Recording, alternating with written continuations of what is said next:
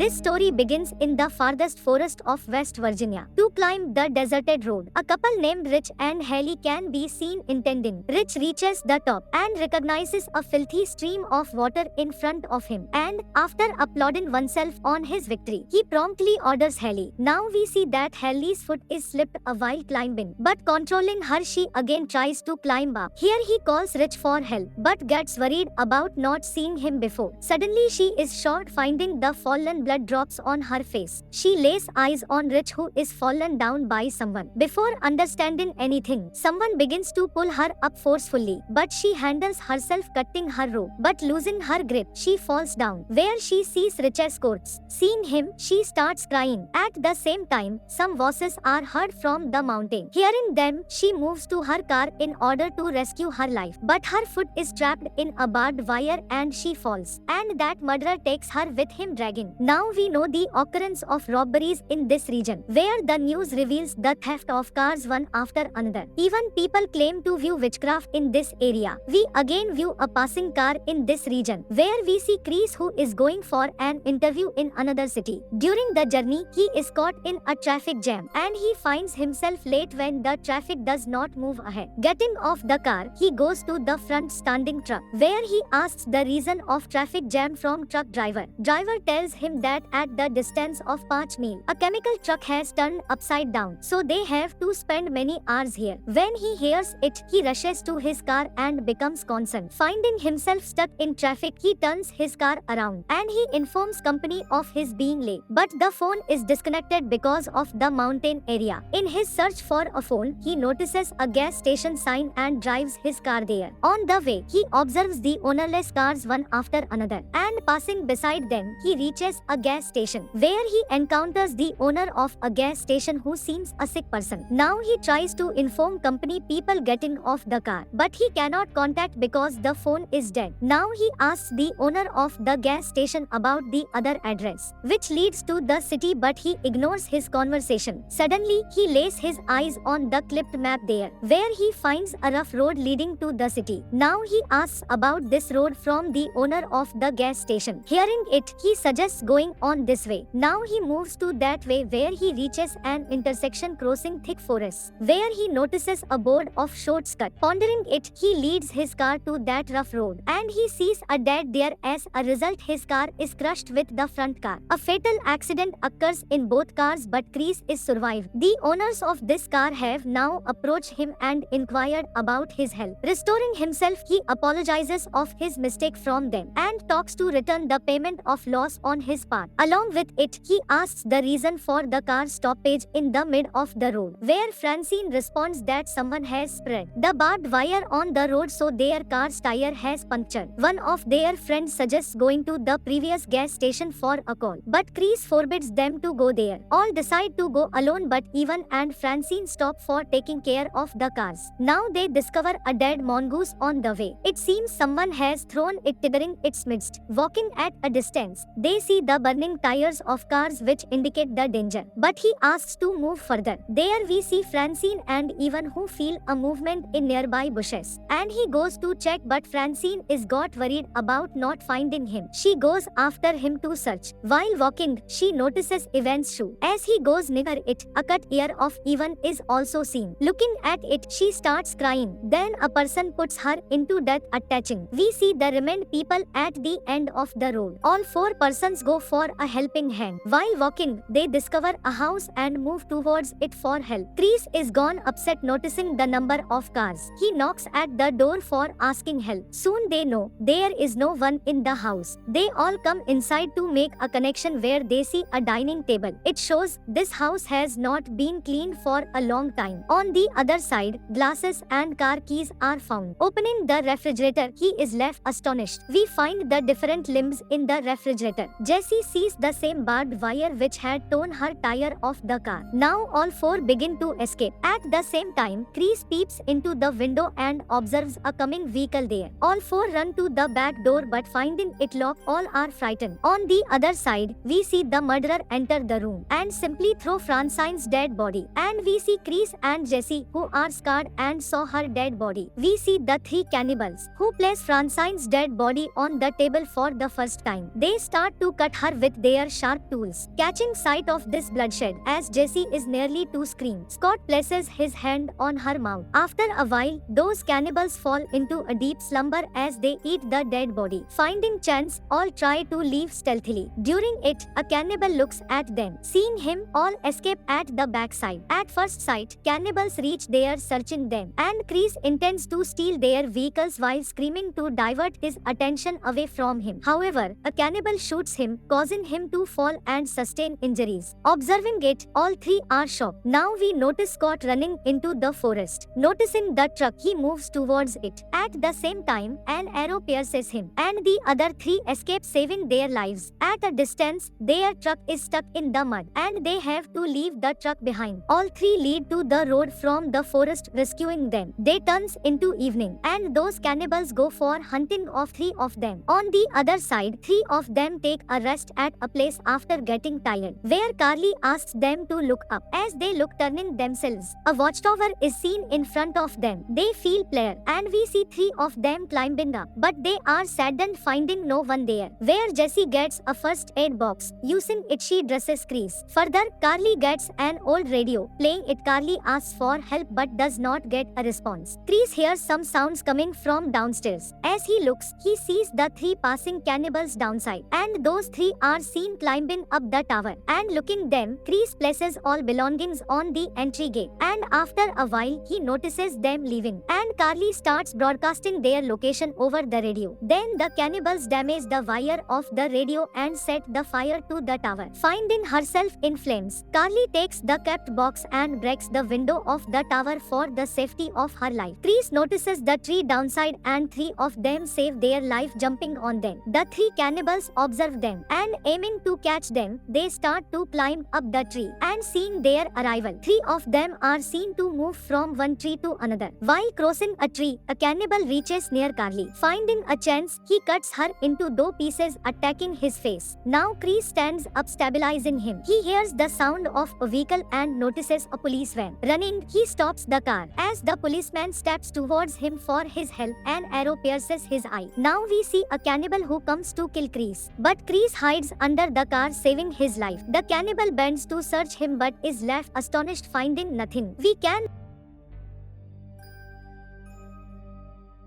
now see a house where the cannibals had imprisoned Jesse. As one-eyed cannibal is about to kill Jesse, he hears a coming vehicle sound from outside. Hearing it, one-eyed cannibal moves to the door.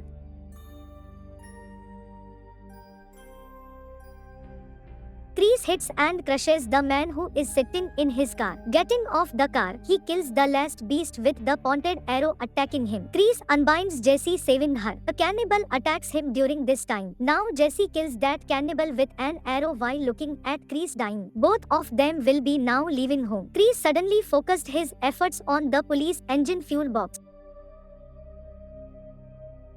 This house was burnt down by the large blast. We can now see the road where both of them will have reached the gas station by truck, and the owner of the station locks his door threateningly as he sees a truck impending. Chris exits the truck, detaches the map and walks away.